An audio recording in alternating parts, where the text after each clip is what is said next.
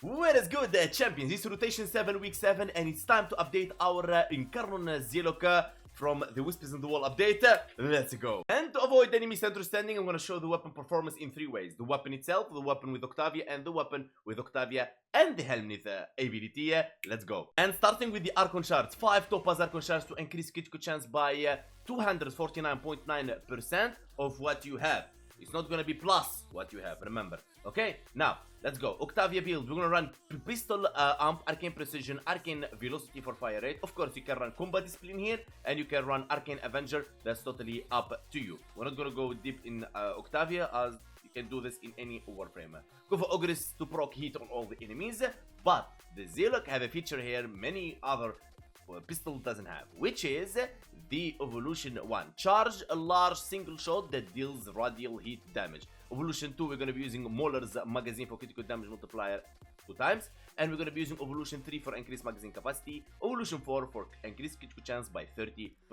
And for the Zylok build, we're going to be running Governance Diffusion for multi-shot, Lethal Turret for multi-shot and fire rate, Primed Expel Corrupted for faction multiplicative damage, Primed Pistol Gambit for critical chance, Pistol Pestilence for Toxin and statue chance, Primal Target Cracker for critical damage. Eximus Advantage is the augment of Zylok. Headshot on Eximus enemies increase secondary damage by 600% for 10 seconds. Of course, you can take it off, you can use it, this you play however you want. If you have a revenue, you can replace it with this one if you want, but I think it's really awesome to have that 600%.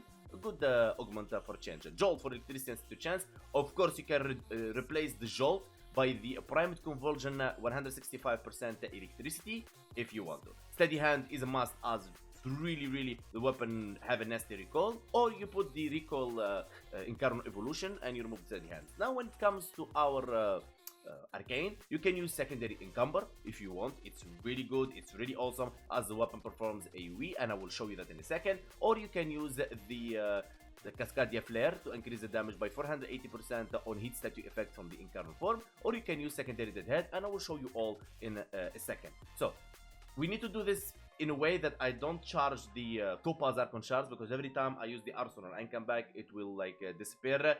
Let's show first with the secondary Mercilise. We're gonna start the show with the Arcane secondary Mercilise. Okay, against level 195 heavy corrupted gunners Eximus edition, baby, as this weapon gives you 600% on headshot against those Eximus units.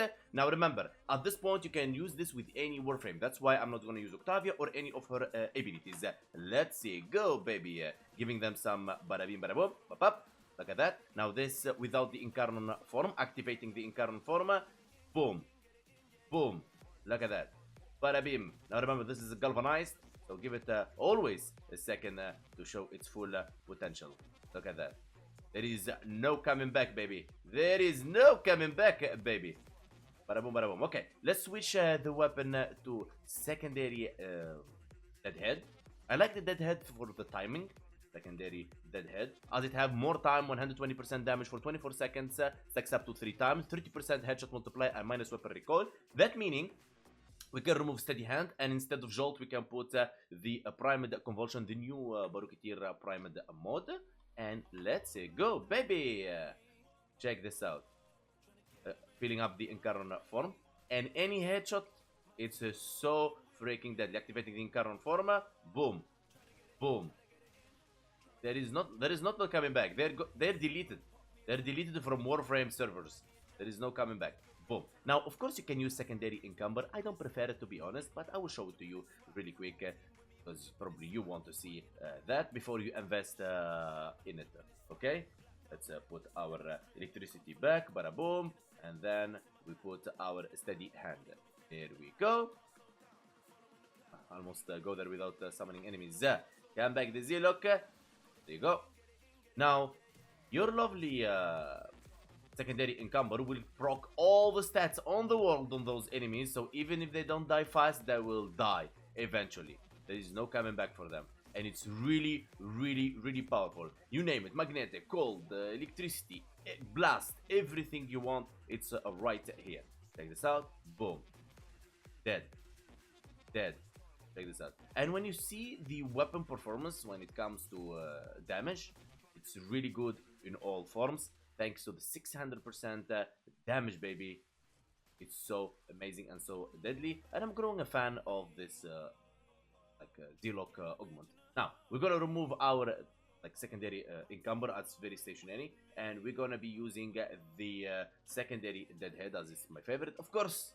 So many times would say Cascadia Flare. Cascadia Flare is really good as well, and it's going to give you 480%, but it doesn't give you the headshot multiplier, neither the weapon recall for you to use the convulsion. As you can see, I'm using 7 forma already on this. It's pretty expensive weapon to run. Okay, so now let's upgrade the weapon a bit. We're using Octavia. First thing first, mallet we're not going to talk about it because it's damaging and it will ruin the weapon showcase. So ignore mallet for now, but it's really powerful. The enemies start killing themselves. We're going to be using the metronome to speed, multi-shot, and melee damage. But we're not going to be using melee damage. You will focus on the multi-shot. And the amp will increase the damage buff for you and for your allies as it's a multiplier damage. Okay, so the build for Octavia, we're going to be running Crystal Amp Premature Footed. You can see all the mods here you're familiar already with. I'm not going to be using the Nourish yet as the helmet ability. Okay, go. We're going to summon those Heavy Corrupted Gunners Eximus unit, 3rd ability, bada boom bada beam, 4th ability, and let's show them some power, baby. Bada boom bada boom. Look at that, activating the Incarnon form. Go. Look at that. I mean, this is so powerful. This is so powerful. This is so broken. This is so broken. Look at that. I know you'd say, oh, Hank, these weapons perform way better than this. Yeah, but this weapon, it's a Zylok, bro. It's a Zylok, man. Zylok performing this power? First, Papa Hank makes always the amazing, most powerful, amazing builds, okay? There we go. Now, this weapon is modded for corrosive, as you can see. I will show you the Manda Sword in a second. Manda Sword, whatever. Okay, now we're gonna upgrade this a bit with Nourish. Now we're gonna buff ourselves with Nourish. Nourish will give you viral on your attacks, and if enemies attacks you, they will get affected by viral as well.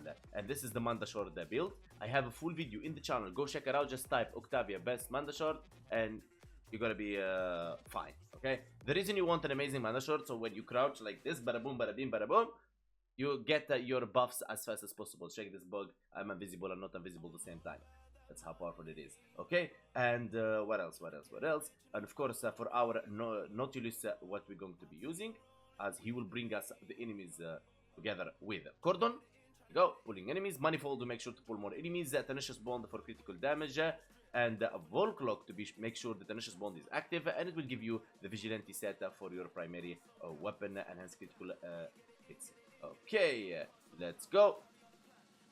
Now we're going to be showing it with Nourish, baby. Activating Nourish, 3rd ability, crouching, baby. See how fast you can become invisible. That's the same for all the other buffs.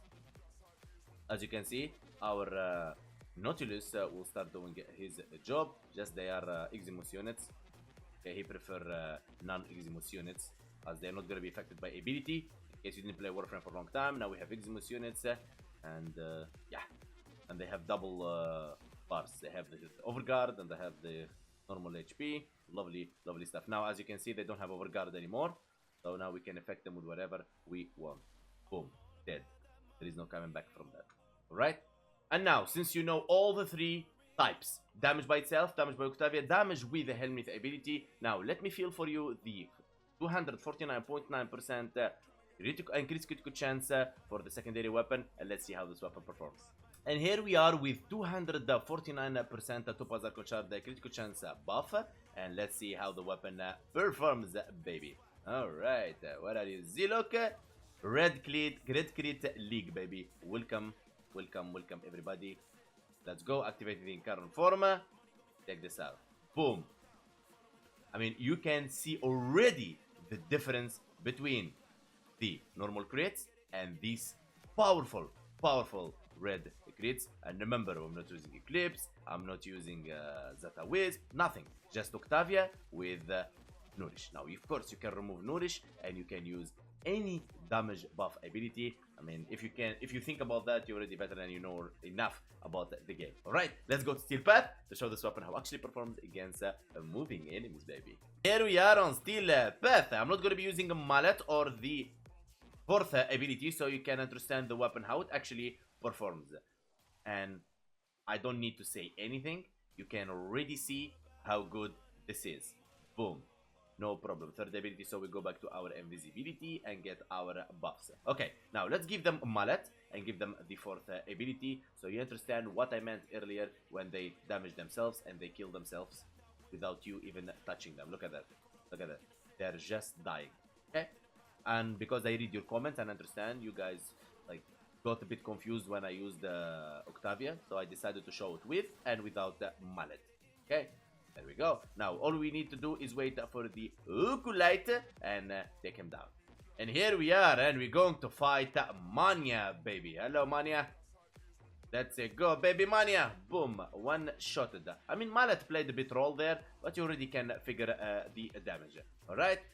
So let's extract. Before we end the video, I highly recommend using Unairu if you're going for endurance run to armor strip enemies and acolytes. That's one part. If you don't want, of course, you can use the 2 emerald arcane shards to reach 14 stacks of corrosive to totally armor strip any enemy. So I want to say, guys, thank you so much for watching. If you want to see more of the channel, don't forget to hit that sub button, like, and let me know in the comments below what you think about this build, what you think about this weapon, and join our Discord, the link in the description.